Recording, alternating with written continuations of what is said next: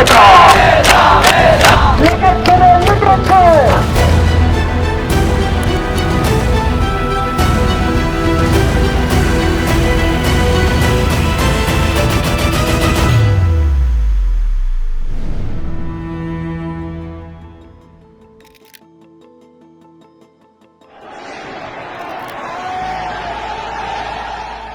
far can a nation be pushed before it rises? In 2024, Bangladesh reached its breaking point, but what followed was only the beginning of a revolution. The protests had ended, but the revolution was far from over. The streets, once filled with voices of defiance, now scarred and silent, whispered a new story. A story not of chaos, but of creation. Bangladesh wasn't merely rebuilding, it was rewriting its future, shaping a new narrative driven by resilience, unity, and an unwavering commitment to justice. এমন একটি রাজনৈতিক বন্দোবস্ত তৈরি করতে চাই যেখানে আর কখনোই কোনো ধরনের স্বৈরতন্ত্র, কোনো ধরনের ফ্যাসিজম ফিরে আসবে না। এই অন্তর্বর্তীকালীন সরকারের কাছে আমরা দাবি করছি, খুনি হাসিনাকে আসামি করে আন্তর্জাতিক অপরাধ ট্রাইব্যুনালে মামলা দায়ের করতে হবে।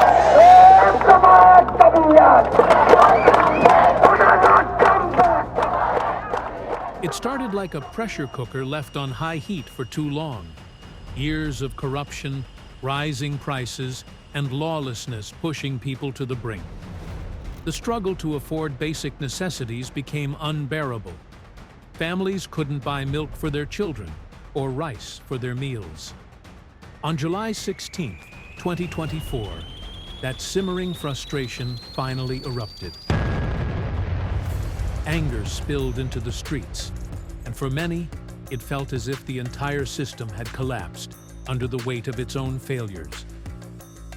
Sheikh Hasina fleeing to India added fuel to the fire. It was as if the goons had been given a free pass. Lawlessness swept through Dhaka like a raging storm, leaving no one safe in its path.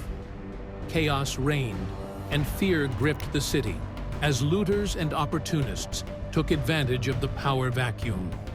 But just when the darkness seemed endless, a light began to shine. And who stepped up again? Gen Z. The same students who had led the protests now became the guardians of the city.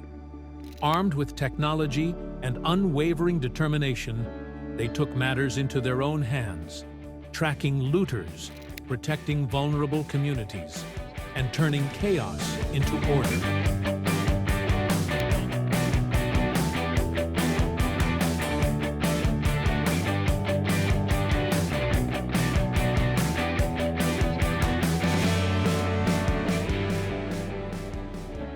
A light of hope shined.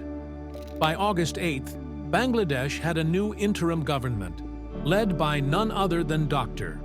Muhammad Yunus, a figure respected globally for his contributions to social and economic development. He's the one who started Grameen Bank and is famous for coming up with the idea of microfinance. Yunus brought a sense of stability and optimism to a nation desperate for change. Under his interim leadership, efforts to restore order, rebuild trust, and chart a new course for the nation gained momentum. The people, once silenced by fear, now saw a glimmer of hope, proof that change was not just possible, but already underway.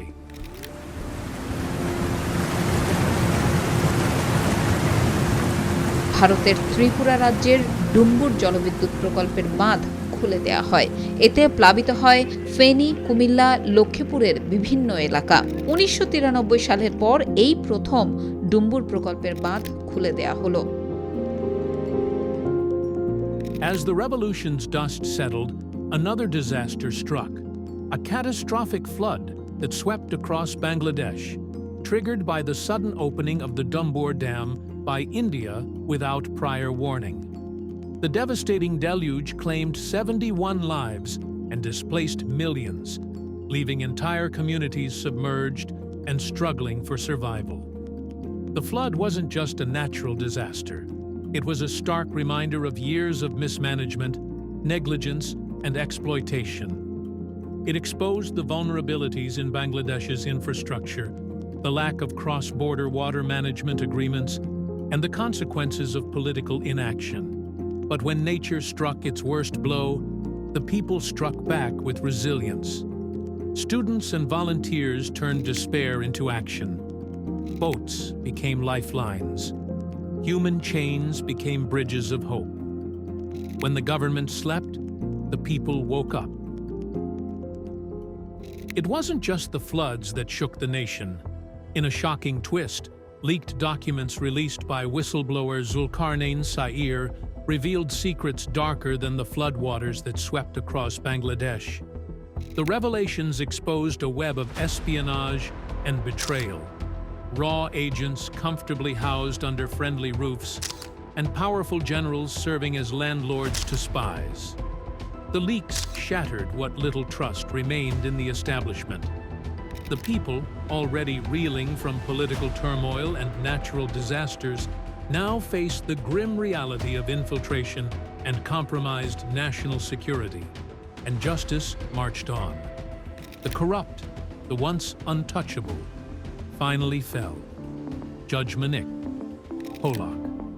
Names that had long been whispered in scandals were now splashed across headlines, their power stripped, their influence reduced to mere memories. Handcuffs replaced handshakes, and accountability replaced impunity. The system hadn't just changed, it had been confronted head-on. The people who had endured years of exploitation now stood witness to a long overdue reckoning. No longer could wealth or influence shield the guilty. Every arrest, every trial, and every conviction sent a clear message. The era of unchecked power was over. With each name that fell, hope grew stronger. The revolution was no longer just a moment in history. It was a movement reshaping Bangladesh's future, one act of justice at a time. প্রিয় দেশবাসী,